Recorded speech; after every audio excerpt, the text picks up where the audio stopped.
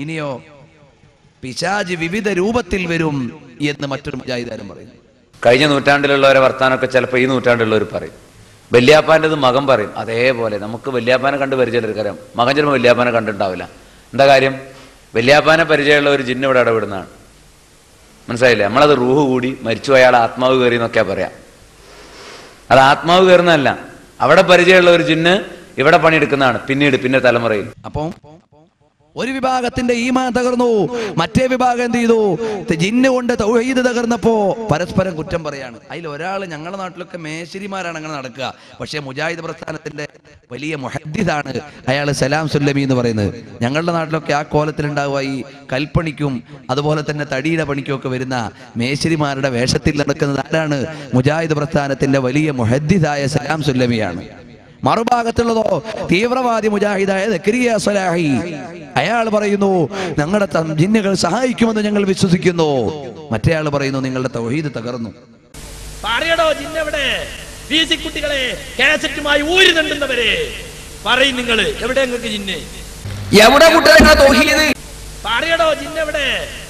കുട്ടികളെ കാസറ്റുമായി ഊരി നണ്ടുന്നവരെ പറയും നിങ്ങൾ എവിടെ? നിങ്ങൾക്ക് ജിന്ന് എവിടെ? കുട്ടികളെ തൗഹീദ് സുല്ലമി ആത്തരച്ച് ഞങ്ങൾ കലക്കും. ഏതായാലും ശരി, ഇതുപോലെ പരസ്പര വിരുദ്ധമായി സിഹറുണ്ടാകും, സിഹറുണ്ടാവുകയില്ല, മന്ത്രം പാടുണ്ട്, മന്ത്രം പാടില്ല തുടങ്ങി ഇങ്ങനെ അങ്ങോട്ടും ഇങ്ങോട്ടും വൈരുദ്ധ്യമായി മതം പറയുമ്പോൾ ഒരു ഭാഗത്ത് പറയുന്നു മന്ത്രത്തെ കളിയാക്കുന്നു. മന്ത്രം നോ. രോഗം വന്ന ഐക്കല്ല്, ഏലസ്, ഉറുക്ക്, മന്ത്രം, തന്ത്രം ഇതൊക്കെ ആരാ ചെയ്തുകൊണ്ടിരിക്കുന്നത്? റസൂൽ പഠിപ്പിച്ചത് രോഗം വന്നാൽ നിങ്ങൾ ചികിത്സിക്കണം. തദാവൗ, നിങ്ങൾ ചികിത്സിക്കണം. ഫഇന്നല്ലാഹ ലം യൻസിൽ ദാഅൻ ഇല്ലാ അൻസല ലഹു ദവാഅ. അല്ലാഹു രോഗം ഇറക്കിയിട്ടുണ്ടോ അതിന് പ്രത്യൗഷധവും ഇറക്കിയിട്ടുണ്ട്. ആ ഔഷധം കണ്ടെത്തി ചികിത്സിച്ചാൽ ബരിഅ ബിഇദ്നില്ലാഹ്, അല്ലാഹുവിന്റെ അനുമതി പ്രകാരം രോഗം സുഖപ്പെടുന്നതാണ്. അതിന് പകരം ഇവരെന്താ ചെയ്യുന്നത്? ഒരു തങ്ങളെടുത്ത് പോവും, അവിടുന്ന് ഒരു നൂല് ഒന്ന് കെട്ട്, ഒരു കെട്ട്, എന്നിട്ടത് കയ്യിൽ കെട്ടും അല്ലേ? ഐക്കല്ല്, ഏലസ്, ഉറുക്കെന്നൊക്കെ പറഞ്ഞ എന്താ ഇതിനകത്ത് ഉണ്ടാവുക? ഒരു കഷ്ണം കടലാസ് എടുത്തിട്ട് കുട്ടികൾ ടൈം ടേബിളിന് വരയും പോലെ തെലങ്കും പലങ്കും വരയുക, അലിഫ് ലാം അലിഫ് റാ എന്നൊക്കെ എഴുതുക. എന്നിട്ട് ഹോമിയോപ്പതിക്കാരൻ ഗുളികപ്പൊതി മുളച്ചതായി മടക്കുക, എന്നിട്ട് മെഴുകിൽ പൊതിഞ്ഞ തുണിയിലാക്കുക, എന്നിട്ട് നൂല് ചുറ്റുക. ഇതാണ് ഐക്കല്ല്, ഏലസ്. അത് സ്വർണത്തിനുള്ളിലാക്കിയാലും വെള്ളിൻ്റെ ഉള്ളിലാക്കിയാലും കടലാസിനുള്ളിലാക്കിയാലും ഒക്കെ സാധനം ഇത് തന്നെയാണ്. കുഴിപ്പുടിച്ചാലും അതന്നെ, ബാറ്റുന്നോ കുടിച്ചാലും അതന്നെ. ഭർത്താവ് ഗൾഫിലുള്ളപ്പോ പ്രേമം പൊളിയാതിരിക്കാൻ കൊടുക്കണ ഐക്കല്ലും അത് തന്നെ. കാളവൂട്ടിന് പോകുന്ന പോത്തിന്റെ അരയിൽ കെട്ടണോ അതന്നെ. ഊർച്ചമരത്തുമ്പോ കയറണ ഇരിക്കാലിപ്പോത്തിന്റെ അരയിലും അത് തന്നെ. കണ്ട നിങ്ങള്? എന്നിട്ട് പറയലാണ് ഞങ്ങള് അഹ്ലുസുന്നത്ത് വൽ ജമാഅത്താണ്. ഇത്രയും കേട്ടപ്പോ എന്താ നമുക്ക് മനസ്സിലായത്? ഇപ്പൊ നമ്മൾ ചെയ്യുന്ന പലതും ശിർക്കാണ്. ഇനി അയാൾ തന്നെ പറയുന്നത് മന്ത്രമൊക്കെ ചെയ്യണമെന്നാ പറ. ഓരോ കാര്യങ്ങളും ലാ ഇലാഹ ഇല്ലല്ലാഹു വഹ്ദഹു ലാ ശരീക ലഹു ലഹുൽ മുൽക്കു വലഹുൽ ഹംദു യുഹ്യി വയുമീത് വഹു അലാ കുല്ലി ശൈഇൻ ഖദീർ. രാവിലെ 100 പ്രാവശ്യവും വൈകുന്നേരം 100 പ്രാവശ്യവും. ശൈത്താനുള്ള പ്രൊട്ടക്ഷൻ ആണത്. സുബഹി നമസ്കരിച്ചിട്ട് സൂര്യൻ ഉദിക്കുന്നതിന് മുമ്പും, അസർ നമസ്കരിച്ച് സൂര്യൻ അസ്തമിക്കുന്നതിന് മുമ്പും ചെല്ലണം. കണ്ടോ? കിടക്കാൻ സമയത്ത് നിങ്ങൾ ആയത്തുൽ കുർസി ഓതണം. ഓരോ നമസ്കാരത്തിന് ശേഷവും ആയത്തുൽ കുർസി ഓതണം. ഓരോ നമസ്കാരത്തിന് ശേഷവും ഖുൽ ഹുവല്ലാഹു അഹദ്, ഖുൽ അഊദു ബിറബ്ബിൽ ഫലഖ്, ഖുൽ അഊദു ബിറബ്ബിൻ നാസ് 3 സൂറത്തുകളും ഓതണം. മഗ്രിബിനും സുബഹിക്കും ശേഷം 3 തവണ ഓതണം. ഇതൊക്കെയാണ് നമ്മൾ ചെയ്യേണ്ടത്. ഓരോ നമസ്കാരത്തിന് ശേഷവും സുബ്ഹാനല്ലാഹ്, അൽഹംദുലില്ലാഹ്, അല്ലാഹു അക്ബർ 33 തവണ വീതം ചൊല്ലി 99 തികയുമ്പോൾ ലാ ഇലാഹ ഇല്ലല്ലാഹു വഹ്ദഹു ലാ ശരീക ലഹു ലഹുൽ മുൽക്കു വലഹുൽ ഹംദു വലാ കുല്ലി ശൈഇൻ ഖദീർ എന്ന് അത് എന്ത് ചെയ്യണം? അതിൽ പൂർത്തിയാക്കണം. നമ്മൾക്ക് നമ്മളെ കുട്ടികൾക്കൊക്കെ എന്തെങ്കിലുമൊക്കെ വിഷമങ്ങളോ കരച്ചിലോ ഒക്കെ ഉണ്ടാകുമ്പോൾ നമ്മൾ എന്താ ചെയ്യാറ്? ഒരു ചെറിയ കുട്ടി, എന്താണെന്ന് പറയാൻ വയ്യാത്ത കുട്ടി രാത്രി കരയാണെങ്കിൽ ഒന്ന് കൊണ്ടുപോയി നജസ്സെന്നൊക്കെ വൃത്തിയാക്കിയിട്ട് നമ്മൾ കുട്ടിക്ക് ആയത്തുൽ കുർസി ഊതി തടവി കൊടുത്ത കുട്ടി അങ്ങോട്ട് ഉറങ്ങും. ഇതൊക്കെ ഇപ്പൊ ഖുറാഫാത്താ. നബി പറഞ്ഞു നിങ്ങൾക്കൊരു സ്ഥലത്ത് വേദനയുണ്ടെങ്കിൽ ആ വേദനയുടെ സ്ഥലത്ത് നിങ്ങൾ കൈവെക്കുക, എന്നിട്ട് ബിസ്മില്ലാ എന്ന് 3 പ്രാവശ്യം പറയാ. എന്നിട്ട് അഊദു ബിഇസ്സത്തില്ലാഹി വഖുദ്റതിഹി മിൻ ശർരി മാ അജിദു വഉഹാദിർ. കണ്ടോ? അല്ലാഹുവിന്റെ ഇസ്സത്തിൽ ഞാൻ അഭയം തേടുന്നു, അവന്റെ ഖുദ്റത്തിൽ ഞാൻ അഭയം തേടുന്നു. ഞാൻ അനുഭവിച്ചു കൊണ്ടിരിക്കുകയും വലുതായി പോകുമെന്ന് ഞാൻ ഭയപ്പെടുകയും ചെയ്യുന്ന ഈ വേദനയിൽ നിന്നും ഇത് 7 പ്രാവശ്യം നിങ്ങൾ പറയണം. എന്നിട്ടും വേദന മാറില്ലെങ്കിൽ വീണ്ടും വീണ്ടും പറയണം. അപ്പൊ വേദനക്കുള്ള മന്ത്രമാണത്.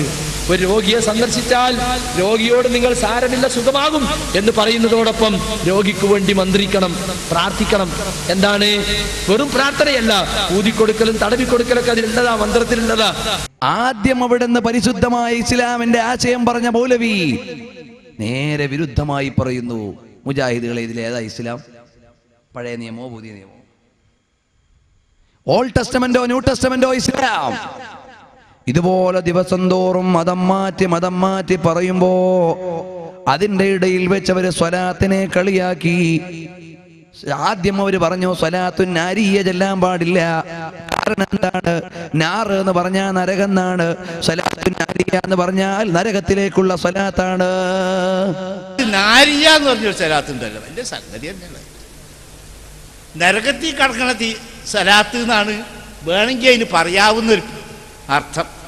അപ്പൊ അവരുടെ നാട്ടിൽ ഫയർഫോഴ്സ് ഉണ്ടെങ്കിൽ അവരെന്ത് പറയും? തീ കത്തിക്കാനുള്ള ഫോഴ്സ് എന്ന് പറയും. ഫയർഫോഴ്സ് എന്ന് പറഞ്ഞാൽ തീ കത്തിക്കുന്ന ഫോഴ്സ് എന്നാ, തീ അണയ്ക്കാനുള്ള ഫോഴ്സ് എന്നാ. അതുപോലെ സ്വലാത്തുൻ നാരിയ എന്ന് പറഞ്ഞാൽ നരകത്തിൽ നിന്ന് രക്ഷപ്പെടുന്നുള്ള സ്വലാത്താ. കാരണം എന്താണ്? സ്വലാത്തുൻ നാരിയയുടെ അവസാനം പറയുന്നുണ്ട്, അവിടുന്ന്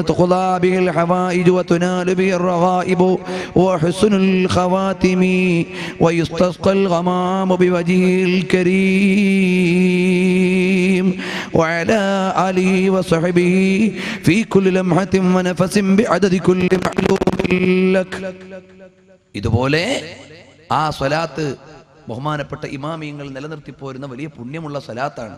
അല്ലാഹു തആല ഖുർആനിൽ പറഞ്ഞു സല്ലു അലൈഹി വസല്ലിമു തസ്ലീമാ എന്ന് കൽപ്പിച്ചു. അത് പല ഘടനകളും രൂപങ്ങളുണ്ട്, വാചകങ്ങൾ നിർണിതമല്ല. ഹദീസിൽ വന്ന വാചകങ്ങൾ, ഇമാമുകൾ ചൊല്ലിയ വാചകങ്ങൾ, അങ്ങനെ വാചകങ്ങൾ പലതുമാകാം. അടിസ്ഥാനപരമായി അത് മുഴുവനും സ്വലാത്താണ്. അതിൽ ഒരുപാട് ഇമാമുകൾ കിതാബിൽ ഉദ്ധരിച്ച സ്വലാത്താണ് സ്വലാത്തുൻ നാരിയ. അതുകൊണ്ടത് ചൊല്ലിയാൽ അത് ബറക്കത്തുള്ളതാണ്, കൂലിയുള്ളതാണ്, വിമർശിക്കപ്പെടേണ്ടതല്ല. അതിൽ ഒരു പരാമർശം പോലും തെറ്റായ പരാമർശമില്ല. നബി സല്ലല്ലാഹു അലൈഹി വസല്ലം തങ്ങൾ അവിടത്തെ കുറിച്ച് തെറ്റായി വിശ്വസിക്കാൻ നമുക്ക് അവകാശമില്ല. അവിടത്തെയുടെ മഹബ്ബത്തിന് നിരക്കാത്ത ഒരു പ്രയോഗവും പ്രവർത്തനവും ഉണ്ടാകാൻ പാടില്ല. അതുകൊണ്ട് ഹബീബായ മുഹമ്മദുർ റസൂലുള്ളാഹി സ്വല്ലല്ലാഹു അലൈഹി വസല്ലം തങ്ങളെ വിശ്വസിക്കണം.